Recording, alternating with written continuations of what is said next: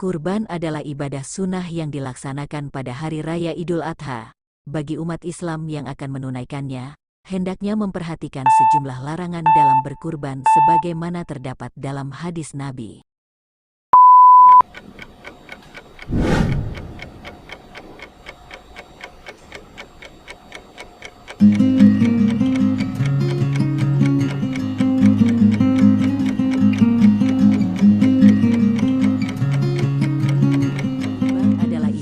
Sunnah yang dilaksanakan pada Hari Raya Idul Adha.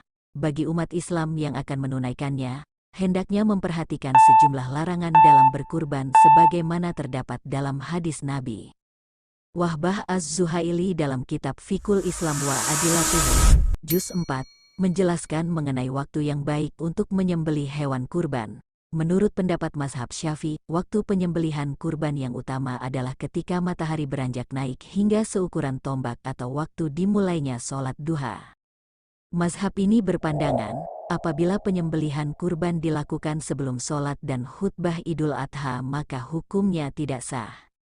Hal tersebut berdasarkan hadis yang diriwayatkan Imam Bukhari dan Muslim dari Al-Bara bin Azib seperti telah disebutkan terdahulu di mana Rasulullah Shallallahu Alaihi Wasallam bersabda.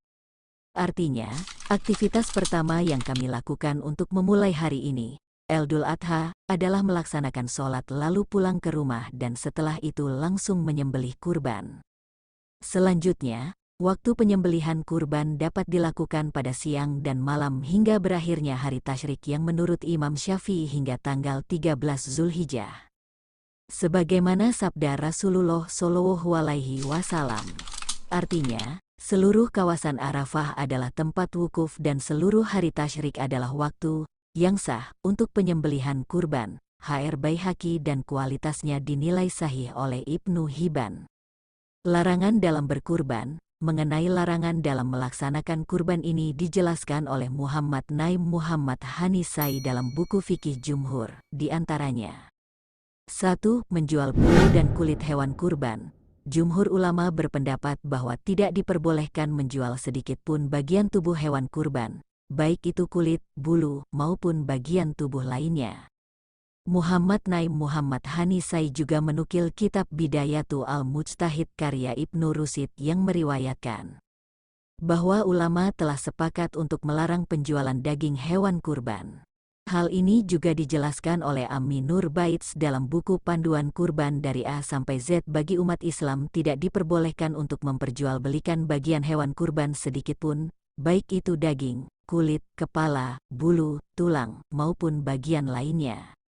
Ali bin Abi Thalib radhiyallahu anhu mengatakan, artinya, Rasulullah Shallallahu Alaihi Wasallam memerintahkanku untuk mengurusi penyembelihan unta kurbannya. Beliau juga memerintahkan saya untuk membagikan semua kulit tubuh serta kulit punggungnya, dan saya tidak diperbolehkan memberikan bagian apapun darinya kepada tukang jagal.